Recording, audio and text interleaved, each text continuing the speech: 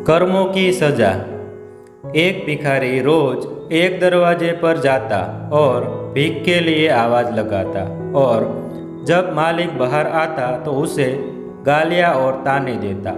मर जाओ, काम क्यों नहीं करते, जीवन भर भीख मांगते रहोगे। कभी कभी गुस्से में उसे धकेल भी देता, पर भिखारी बस इतना ही कहता, ईश्वर तुम्हारे पापों को क्षमा करे। एक दिन सेठ बड़े गुस्से में था, शायद व्यापार में घाटा हुआ था। वो भिखारी उसी वक्त भीख मांगने आ गया। सेठ ने आव देखा ना ताव, सीधा उसे पत्थर दे मारा। भिखारी के सर से खून बहने लगा। फिर भी उसने सेठ को कहा, ईश्वर तुम्हारे पापों को क्षमा करे, और वहां से जाने लगा।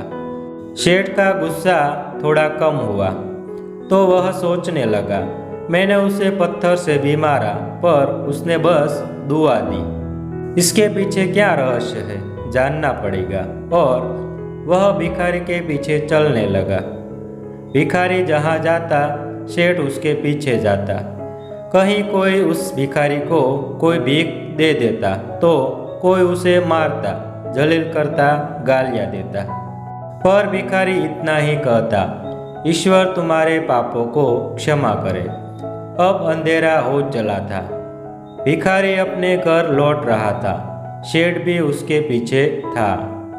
भिखारी जैसे ही अपने घर लौटा, एक टूटी फूटी खाट पे एक बुढ़िया सोई थी, जो भिखारी की पत्नी थी। जैसे ही उसने अपने पति को देखा, उठ खड़ी हुई और भीख का कटोरा देखने लगी। उस भीख के कटोरे में मात्र एक आधी बासी रोटी थी। उसे देखते ही बुढ़िया बोली, बस इतना ही और कुछ नहीं। और ये आपका सर कैसे फूट गया? भिखारी बोला, हाँ बस इतना ही, किसी ने कुछ नहीं दिया, सबने गालियाँ दी, पत्थर मारे, इसलिए ये सर फूट गया। और भिखारी ने फिर कहा, सब हमारे ही पापों का परिणाम है। याद है ना तुम्हें, कुछ वर्षों पहले हम कितने रईस हुआ करते थे। क्या नहीं था हमारे पास, पर हमने कभी दान नहीं किया। याद है तुम्हें वो अंधा भिखारी? बुढ़िया की आंखों में आंसू आ गए और उसने कहा, हाँ, कैसे हम उस अंधे भिखारी का मजाक उड़ाते थे, कैसे उसे रोटियों की जगह खाली कागज रख देते थे, कैसे हम उसे जलील करते थे, कैसे हम उसे कभी कभी मार और धकेल देते थे। अब बुढ़िया ने कहा, हाँ सब याद है मुझे, कैसे मैंने भी उसे राह नहीं दिखाई और घर के बने नाले में गिरा दिया था। जब भी वह रोटियां मांगता, मैंने बस उसे गालियां दी। एक बार तो उसका कटोरा तक फेंक दिया। और वो अंधा भिखारी हमेशा कहता था, तुम्हारे पापों का हिसाब ईश्वर करेंगे। आज उस भिखारी की बद्दुआ और हाय हमें ले डूबी।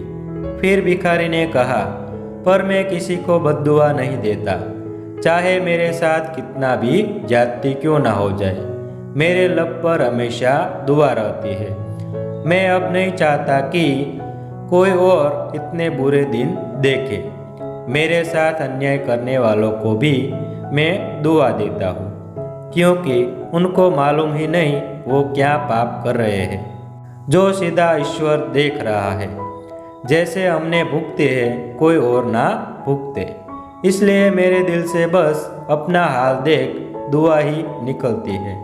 सेठ चुपके चुपके सब सुन रहा था। उसे अब सारी बात समझ आ गई थी। बूढ़े बुढ़िया ने आधी रोटी को मिलकर खाया और सब प्रभु की महिमा है बोलकर सो गए। अगले दिन वह भिखारी भीख मांगने सेठ के यहाँ गया। सेठ ने पहले से ही रोटियां निकाल के रखी थी।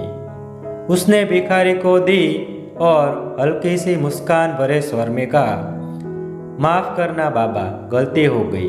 भिखारी ने कहा, ईश्वर तुम्हारा भला करे, और वो वहाँ से चला गया। सेठ को एक बात समझ आ गई थी, इंसान तो बस दुआ बद्दुआ देते हैं, पर पूरी वो ईश्वर कर्मों के हिसाब से करता है। इस जन्म में ना मिले पर भव में मिलता है। अपने अपने कर्मों का फल सबको मिलता है। हो सके तो बस अच्छा करें, वो दिखता नहीं है तो क्या हुआ, सबका हिसाब पक्का रहता है ईश्वर के पास।